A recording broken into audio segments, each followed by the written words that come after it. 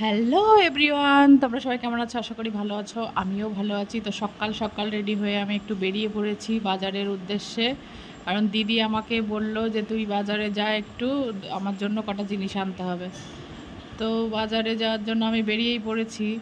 কারণ যেতে হবে হচ্ছে, আমাদের দাদা বৌদি এসছে আজকে, ওরা বাড়ি চলে যাবে। বললো সকাল সকালই বেরোবে, ওই কারণে আমি দেখলাম বেশি লেট করব না, চলে যাই বাজারে। তো এখান থেকে দিদি বলেছিল মনার জন্য জামা কিনতে, ওই জন্য চলে এসেছি জামা নিতে। তো এই দোকানে আমরা কেনাকাটা করি বলে চলে এসেছি। দেখো ওরা সব এখনও মানে বেশি দেরি হয়, বেশিক্ষণ হয়নি দোকান খুলেছে, এইমাত্রই খুলেছে। আমি ফার্স্ট কাস্টমার গেছি, তার মানে ভাবো কত সকাল সকাল চলে গেছি।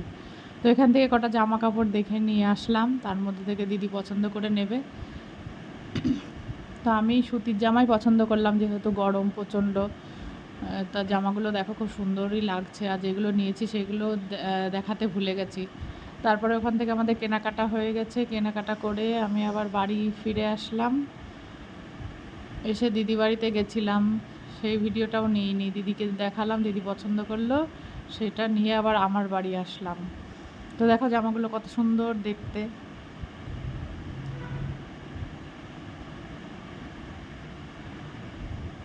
পিঙ্ক কালারের জামাটা খুব পছন্দ হয়েছিল, যেহেতু গরম ওই জন্য এগুলো নিইনি। তারপরে দেখো এই যে টোটোতে করে চলে এসেছি।